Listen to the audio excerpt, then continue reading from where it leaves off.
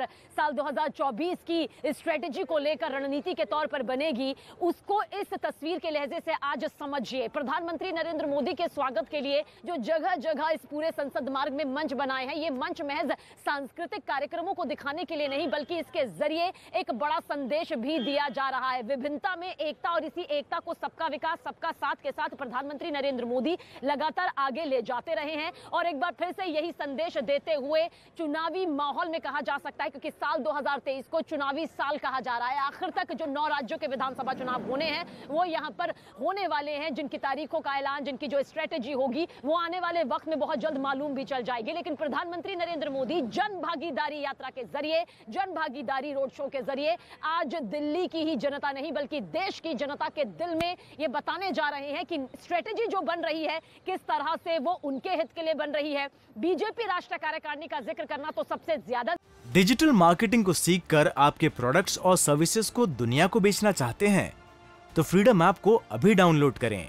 Digital marketing का expert बने। जरूरी हो जाता है। 2 दिन की ये तारीख यहाँ पर सामने जब आई थी, 16-17 यानी आज कल की, बड़े बड़े पदाधिकारी, कार्यकर्ता, समर्थक, नेता, दिग्गज नेता, केंद्रीय मंत्री, इसके अलावा बीजेपी शासित राज्यों के मुख्यमंत्री, बीजेपी राज्यों के अध्यक्ष इसमें शामिल हो रहे हैं। इस तस्वीर के जरिए आप समझिए, दरअसल साल 2023 इसलिए चुनावी साल यहाँ पर कहा जा रहा है क्योंकि कर्नाटक, मध्य प्रदेश, त्रिपुरा, यहाँ पर पहले से बीजेपी की सरकार है, लेकिन बीजेपी फिर से दमदार वापसी की उम्मीद कर रही है। और उम्मीद करने भर से नहीं, वो जानती है कि 5 सालों में चुनौतियां बदली हैं, मुद्दे बदले हैं, उपलब्धि की परिभाषा बदली है। ऐसे में जनता के बीच आखिर कैसे जाएगा एक आम कार्यकर्ता, आम जनता से कनेक्ट होने के लिए? जो जनप्रतिनिधि हैं वो किस तरह से जनता के साथ खुद जुड़ाव महसूस करेंगे, ये तमाम रणनीति इसमें बनाई जाएगी।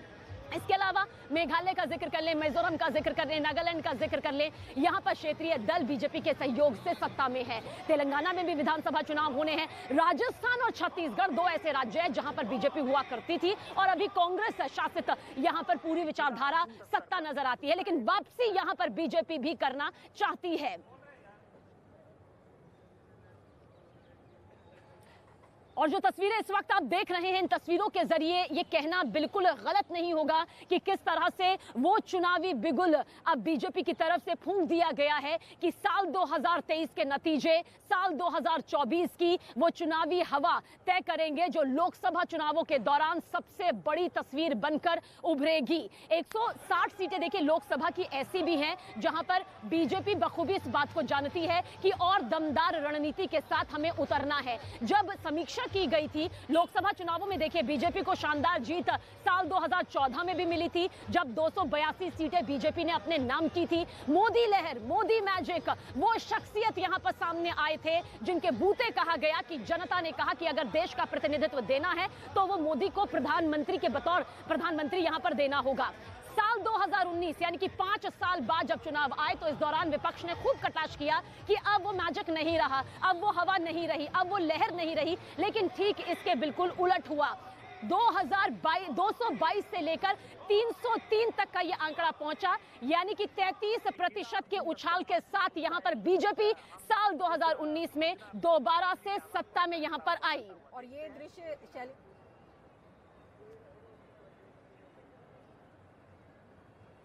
और उसके बाद देखिए किस तरह से साल 2023 जिसमें 9 राज्यों के विधानसभा चुनाव होंगे, हालांकि अगर जम्मू कश्मीर में चुनाव होते हैं तो ये 10वां राज्य भी ऐड ऑन हो जाएगा। इस पर हो सकता है कि बाद में फैसला लिया जाए, लेकिन जो ये नतीजे यहां से सामने आएंगे, प्रधानमंत्री नरेंद्र मोदी, पूरी बीजेपी इस बात को बखूबी जानती है कि किस तरह से विधानसभा चुनावों के नतीजे लोकसभा चुनाव की वो तस्वीर भी यहां पर पेश करते हुए दिखाई देंगे। यही वजह है कि एक बड़ी रणनीति इसमें बनाई जाएगी। जनता तक वो जो उपलब्धियां अब तक मोदी सरकार के कार्यकाल में रही हैं, जो अभी भी बतौर जारी हैं, उसे जनता तक दोबारा कैसे पहुंचाया जाए, कुछ नए प्रस्ताव भी इसमें सामने आ सकते हैं। इसके अलावा बीजेपी के जो राष्ट्रीय अध्यक्ष हैं जेपी नड्डा, जिनका कार्यकाल कहा जा रहा है कि 20 जनवरी तक है, उनके कार्यकाल को और आगे बढ़ाया जा सकता है क्योंकि चुनावी माहौल है। ऐसे में कोई बड़ा बदलाव पार्टी यहां पर नहीं करना चाहेगी। गुजरात विधानसभा चुनावों में जो शानदार जीत यहां पर बीजेपी को हासिल हुई है, उससे उत्साह बीजेपी का कई गुना आगे बढ़ चुका है। बीजेपी जानती है कि 9 राज्यों में जो चुनाव होने वाले हैं वो आगे की दशा दिशा तय करते हुए नजर आएंगे। देखिए, मोदी मोदी की गूंज इस वक्त चारों तरफ यहाँ पर सुनाई दे रही है। संसद का जो ये मार्ग है, संसद मार्ग जो है वो ये बताने के लिए काफी है कि आज यहाँ पर मोदी मोदी की गूंज क्या नतीजों में ये तब्दील होगी। इंतजार यहाँ पर लगातार किया जा रहा था प्रधानमंत्री नरेंद्र मोदी का, लेकिन आप इस बात को समझिए, आज जो तस्वीर इस वक्त आप देख रहे हैं, थोड़ा और इतिहास के पन्नों को पलटेंगे तो साल 1984 ये वो साल था जब बीजेपी महज 2 सीटों पर सिमटी हुई थी, और जब कांग्रेस सत्ता में हुआ करती थी तब तंज भी यहाँ पर बीजेपी की इन 2 सीटों को लेकर कसा गया था। लेकिन वक्त बदला, बदलते वक्त के साथ वो तस्वीर बदली, वो प्रक्रिया बदली, वो चेहरे बदले, और आखिरकार देखिए साल 2014 ये वो साल रहा जब 282 सीटों के साथ बीजेपी सत्ता में आई, और फिर साल 2019 जब 303 सीटों के साथ बीजेपी ने ये बता दिया कि ये लहर, ये मैजिक, ये संगठनात्मक जो गठजोड़ है, जो ये मजबूती है, अभी भी जनता के दिल में है।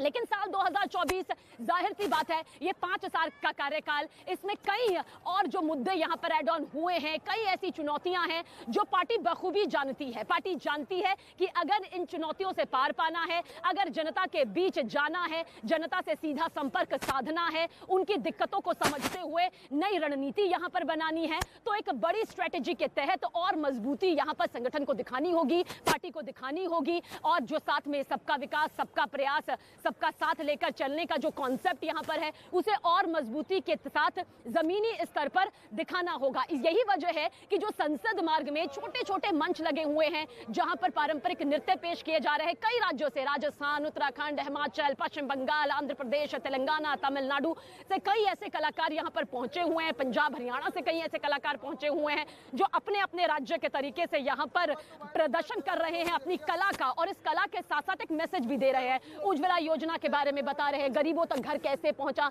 महिला सशक्तिकरण कैसे हुआ, क्या इसके फैक्ट्स है, क्या इसके आंकड़े हैं, रोजगार किस तरह से युवाओं को मिला, स्किल इंडिया किस तरह से आगे बढ़ा, ये पूरी जो तस्वीर है ये इन मंच के जरिए सामने आ चुकी है। यानी कि संगीत के साथ भी यहाँ पर सबका विकास किस तरह से दिखाया गया, उसकी एक एक तस्वीर यहाँ से संसद मार्ग से अब तक सामने आ चुकी है। प्रधानमंत्री नरेंद्र मोदी क्योंकि अभी जिस तरह से एक दुखों का पहाड़ भी उन पर उनकी मां हीराबेन के जाने के बाद टूटा, लेकिन फिर भी बतौर प्रधानमंत्री उन्होंने अपनी जिम्मेदारी को यहां पर आगे बढ़ाया। ये बताया कि किस तरह से देश की जनता हमेशा से उनके लिए सर्वोपरि रही है। जब वो प्रधानमंत्री भी बने थे उन्होंने साफ तौर पर यह कहा था कि मेरे लिए मैं एक सेवक हूं और एक सेवक के तौर पर मैं यहाँ पर रहूंगा, मैं राजा के तौर पर नहीं बल्कि एक सेवक के तौर पर जनता का विकास करना चाहता हूं। और यही वजह है कि आज दिल्ली के संसद मार्ग पर प्रधानमंत्री नरेंद्र मोदी का बेसब्री से इंतजार किया जा रहा था। उनकी एक झलक पाने के लिए, उन्हें देखने के लिए कार्यकर्ता, जो समर्थक यहां पर सुबह से ही मौजूद थे। आपको बता दें कि बीजेपी की जो राष्ट्रीय कार्यकारिणी की बैठक है,